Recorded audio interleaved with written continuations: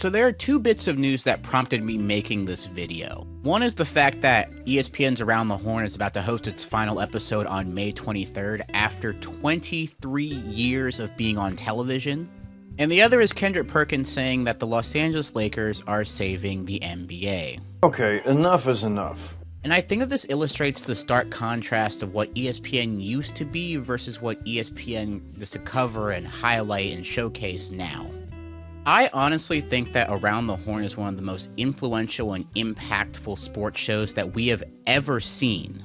It was a great place to showcase new ESPN talent as well as highlight old ESPN talent in terms of their personalities. And I really think that this show is one of the ones that helped ESPN highlight other personalities, including some that needed to be shifted into the spotlight, because it's really hard to just give someone a show, but it's also not that hard to have someone show up on a show in doses or whatnot. And I think that Around the Horn was the perfect show for that. And I think that with Around the Horn being gone, it's going to be so much harder for ESPN to introduce new personalities in such a way where they can be themselves first. Let me explain that for a second. ESPN's First Take, I will give credit for having new talent and having a revolving door of talent on a show-to-show basis, but I kind of feel like that show, you have to kind of be a First Take version of yourself most of the time, and Around the Horn didn't do that. Around the Horn, you kind of got to know the personalities as they are, where I feel that on ESPN sometimes their personalities gets kind of drowned out by the pomp and circumstance of First Take, if that makes sense. Also, I just want to say for future reference, I don't think this video that I'm showing right now, this video that I'm showing right now is Stephen A. Smith suddenly being like, LeBron is better than Jordan and conceding the GOAT debate.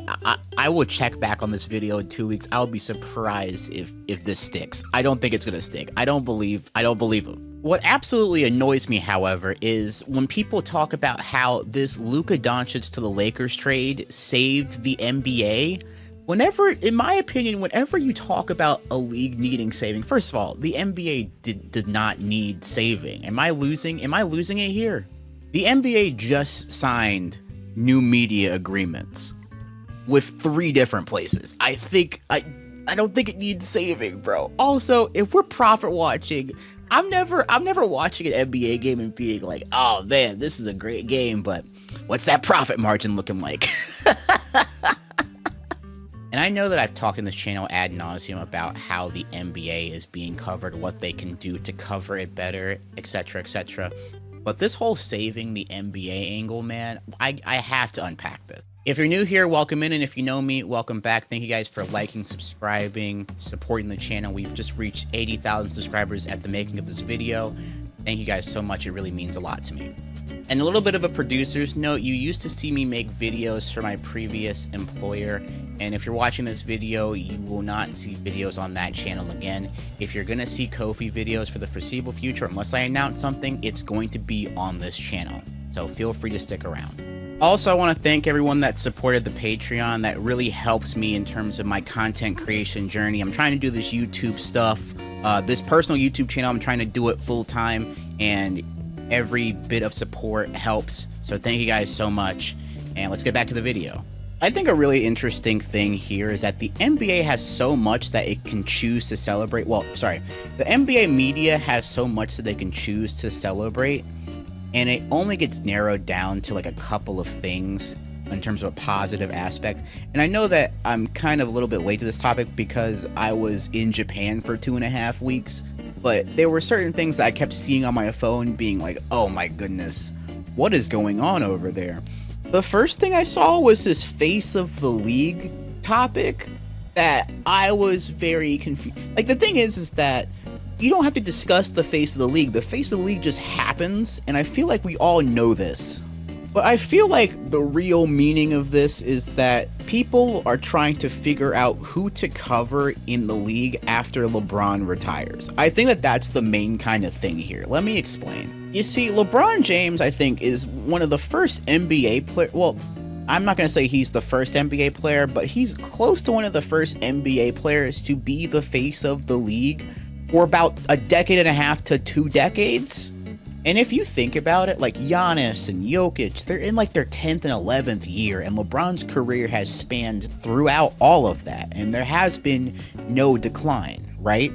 And because of that, we've seen so much LeBron content and coverage over the last 20 years. For example, here's ESPN. This is the ESPN YouTube channel.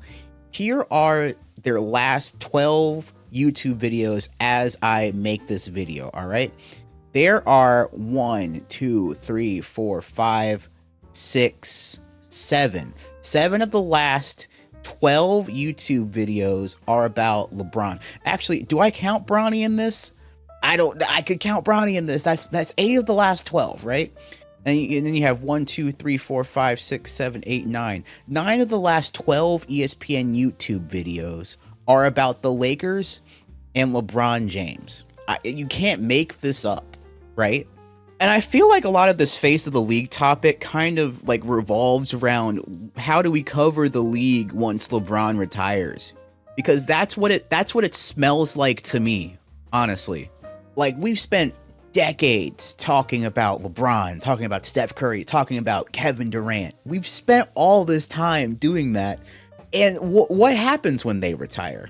I don't know. I don't have the answers, but I do know that NBA coverage is going to look way different, honestly.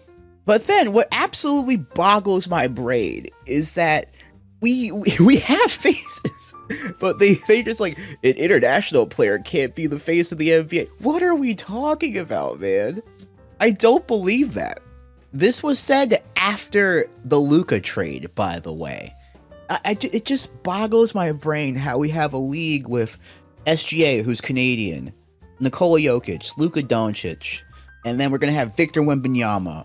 We have so many good international players that dismissing their face of the NBA candidacy because they're international, I think, is absolutely just wrong. Just absolutely wrong. I cannot believe, like, I don't care where they're from. Can they hoop? Then they're the face. Are they marketable? Then they're the face. I don't care. Also, I'm saying this to say that the face of the league isn't like declared. It's not like some Game of Thrones thing that gets like award. Like, it happens naturally. You don't debate if you have to debate a face of the NBA, then there is no face of the NBA. Does that make sense? I hope so. And then the funny thing is that we have a player that is American born, has won a championship, and is like, hey man, I want to be the face of the NBA. And then he gets clowned for it. It's just And I'm not a Boston Celtics fan. I'm not a Jayson Tatum fan by any means, but I can't remember the last time I've seen a person with this many accolades this early in his career get just laughed at online this much for like wanting to be the face of the league. I feel like when we do these face of the NBA conversations, we move the goalposts so much that it just goes right back to negativity. And yeah, a part of me is just like, yeah, I hate the Celtics. I find this extremely funny. But another part of it is when I see like other things, and I'm like, yeah, okay, I'm not the biggest Tatum fan, but I understand why Tatum's pissed. I understand why Celtics fans are pissed over this. Especially when SGA is getting Michael Jordan comparisons for some reason. What happened while I was gone for 2.5 weeks, and I feel like catching up is just going crazy. I don't know what's happening, man. And you know what? I'm really excited for the playoffs, man. I am really excited because the Cavs look phenomenal, right? The Celtics, it's not like those Cavs Warriors years where it's like, yeah, this is an anime time skip. We know who's going to make the finals. I think that the finals if it was Cavs Thunder, I wouldn't complain. Because that's just cool. I like when basketball is just like, yeah, two good teams, okay? I don't care what jersey. Well, I do care what jersey they're in because I'm a Pistons fan. But you know what I'm saying? If the Pistons are not in it, I still want the NBA Finals to be just like good basketball. And I think that happens most of the time, right? So then you got the Cavs, Celtics, you got the Knicks that, it's interesting in there. And then you have the Bucks versus Pacers. Now, the Bucks had an interesting trade deadline, getting Kuzma and all that. And it hasn't sucked for them, which is interesting. Like, whatever. Then you have, I think, the NBA's best story, the Detroit Pistons. And I know that a lot of you come to my channel for Pistons content, per se. But yeah, I haven't talked about them recently because I didn't want to mess it up. Didn't want to mess up the flow of what they got going. So I will do a Detroit Pistons summary at the end of the season for sure. And then you got over here, you got the Oklahoma City Thunder, right? 50-11. We have a 51-10 team and a 50-11 team. That's like so gorgeous, just like fun basketball. And you got the Lakers, and you got the Nuggets. The Rockets are not in the play-in, And then you have the Warriors who just made the Butler trade, and they've won 8 of their last 10, right? And then you have the Kings, sneakily the Kings, that have won 7 of their last 10. And the thing down here is that even if you see the play-in, the Portland Trailblazers have a chance to make the play. I'm skipping the Phoenix Suns for now, but like with how Dallas is, oh my goodness, Dallas is the 10 seed. Oh my god, they're so. I gotta talk about the Dallas Mavericks in a video, maybe in a video. But it's kind of a funny thing how with basketball coverage, a lot of it is narrowed down to this team must win a championship, or this team must trade for this disgruntled player that might be a free agent or needs to go. And I think I got the perfect example of this. So there's a recent segment on First Take that's talking about how Stephen A. Smith thinks that the Thunder should go all in for Kevin Durant if they don't win the finals this year. And I think that's kind of wild for a couple of reasons. One, I think the Thunder have like the best situation in the NBA, and they did it in a way where they should not have to feel like they have to trade all in for a superstar. Like, that's the thing. The Thunder have like every pick from here till 2068. I don't think that they need to, and we've seen that trading for a player of Kevin Durant's magnitude often has a chance to backfire spectacularly. And I'm not, and people are like, Kevin Durant was a free agent when he joined the Warriors. That's so different. Like, the Suns, the way the Suns got constructed, which is another video if I ever want to make that. It's such a risk where it's like trading all of that for Kevin Durant, and then you trade all of that for Bradley Beal. And then I don't think the Thunder, I mean, I might be wrong, bro, but I don't think the Thunder are looking at how the Suns made a basketball team versus how they made a basketball team and are like, what we should do? We should trade for Kevin Durant. I know everything's going so well. We won 50 games. That's what I'm saying. It's like the Thunder, some of the Thunder coverage just boils down to, yeah, you're playing well. You are the overwhelming West favorite. However, if this doesn't work, you need to just go all in for a player that's about to be 37. They're 36. I forget how old Kevin. But you see what I'm saying here? And the thing is that ESPN really isn't that well equipped to cover those like feel-good national teams. And I understand this. There's so many teams, there's so many games in the NBA that it's impossible to cover all of those teams every day on a daily basis. But seeing how networks have been covering Detroit has been kind of funny, because it's just like, yeah, there's Cade Cunningham, bro, but there's so many other good feel-good stories about this Detroit Pistons team, whether it's Asar Thompson coming back from injury, whether it's Jalen Duren actually locking in and becoming an absolute menace. You know what's funny? What's funny is when Stephen A. Smith gave Troy Weaver credit. This is how you know when you've been bad for so long that you've been bad for so long that you demand. Here's the thing where it's like, when you've been bad for so long and you suddenly become good and you demand some kind of media coverage, it feels like the national media is like, oh shit, what do we do now? And that just gets highlighted by giving Troy Weaver some credit for this. And yes, Troy Weaver did draft the core.